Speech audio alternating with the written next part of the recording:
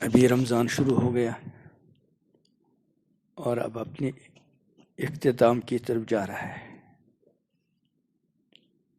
اس لیے ایک تو ان چند دنوں اور ان چند راتوں کو بہت زیادہ غنیمت سمجھنے، جس طرح اس رمضان مبارک کی شروعات ہوئی اور اب اختتام کے قریب جا رہا ہے، اسی طرح ہماری زندگیوں کی شروعات تو مختلف ہیں۔ کسی کی شروعات 50 سال پہلے، کسی کی 60 سال پہلے، کسی کی 40 سال پہلے وغیرہ وغیرہ،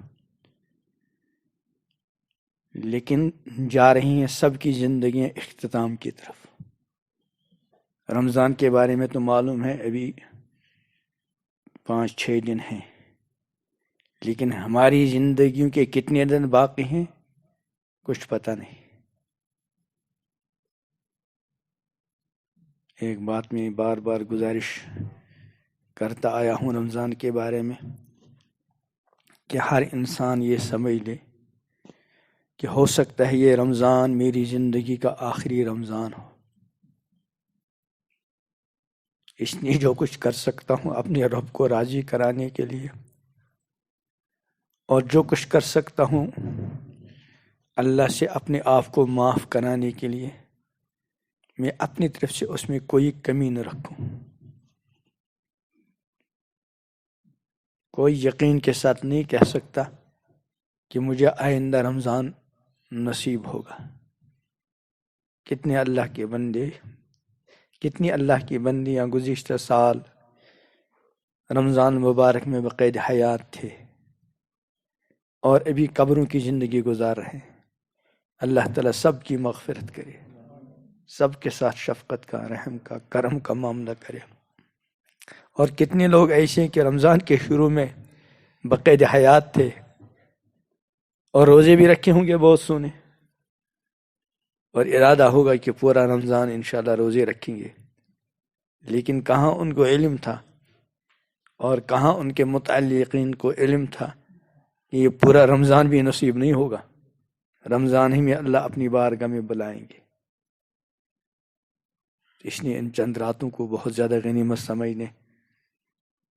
ابھی عبداللہ کہہ رہے تھے کہ صبح جی چاہتا ہے کہ اجتماعی دعاؤں کے بعد انفرادی دعاؤں کا بھی موقع مل جائے، اس لیے 2:30 کے بجائے 2:15 بجے نماز صبح کی پڑھ لیں، تاکہ اخیر میں جو ہے کچھ انفرادی دعاؤں کا بھی موقع ملے۔ اصل دعائیں تو انفرادی دعائیں ہوتی ہیں، اصل دعائیں تنہائی کی دعائیں ہوتی ہیں۔ ٹھیک ہے، اجتماعی دعاؤں کی بھی اپنی الگ شان ہے۔ دعاؤں کی قبولیت کے جہاں اور صورتیں جہاں بیان کی گئی، ان میں ایک صورت یہ بھی ہے کہ اللہ کا کوئی ایک بندہ دعا کر رہا ہے، باقی آمین کہہ رہے ہیں، یہ بھی قبولیت کی ایک خاص صورت ہے اللہ کی طرف سے۔ لیکن عموماً جو فضیلتیں آئی ہیں عرش کے سائے کے بارے میں، جہنم کی آگ کے حرام ہونے کے بارے میں، اس میں یہ کہ کوئی بندہ تنہائی میں تھا، ففاضت عینا، اللہ کے خوف سے اس کی آنکھوں سے آنسو بہہ پڑے۔ اس لیے انفرادی دعاؤں کا بھی اہتمام رہنا چاہیے۔ افطاری ہم شروع کے 2 اشروں میں عصر کے بعد مغرب سے پہلے کوئی دیر ذکر کرتے تھے، پھر اجتماعی دعا ہوتی تھی، لیکن میں نے ان سے کہہ دیا کہ آخر عشرہ ہے، انفرادی دعائیں کریں گے سارے کے سارے، آپ نے اللہ کی بارگاہ میں مختلف معاملے پیش کرنے ہوتے ہیں، انفرادی بھی اجتماعی بھی۔ بہت سارے بیماروں نے دعاؤں کے لیے کہا ہے، اللہ تعالیٰ اپنی قدرت کے صدقے ان سب کو شفا دے، سب کے ساتھ عافیت کا معاملہ کرے۔ یہ جو اس وقت وبائی بیماری پھیلتی جا رہی ہے، ہر بندہ پختہ یقین کے ساتھ اللہ سے مانگے، پختہ یقین کے ساتھ۔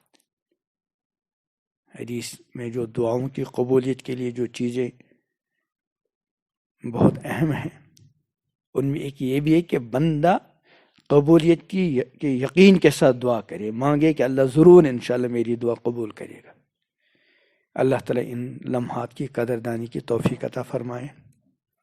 اب تک کے جو دن گزرے اس میں ہماری طرف سے بہت غفلتیں ہوئی، کوتاہیاں ہوئی، اللہ اپنی قدرت کے صدقے معاف کر دیں۔ اب جو یہ چند دن ہیں، یہ چند راتیں ہیں جو ہماری زندگیوں کا بہت بڑا سرمایہ ہے، اللہ اس سرمایہ کی قدردانی کی توفیق عطا فرمائے۔ اپنے لیے بھی دعا کریں، ایک دوسرے کے لیے بھی دعا کریں۔ اور میں نے اپنے لیے شروع میں ہی گزارش کی تھی کہ اپنی انفرادی دعاؤں میں اللہ کے لیے مجھے بھی یاد رکھا کریں، میرے اہل و عیال کو بھی یاد رکھیں، اس مدرسے اور خانقاہ کو بھی اپنی مخصوص دعاؤں میں یاد رکھیں۔ اللہ تعالیٰ جو کام یہاں سے چل رہا ہے مدرسے کے ذریعے، اس خانقاہ کے ذریعے، اللہ تعالیٰ اس مبارک عظیم سلسلے کو ہمیشہ قائم رکھے، اور اللہ تعالیٰ ہر دور میں ایسے افراد عطا کرے کہ جو پہلے سے زیادہ بہتر صورت میں اس کام کو آگے بڑھا سکیں۔ ربنا تقبل منا انک انت السمیع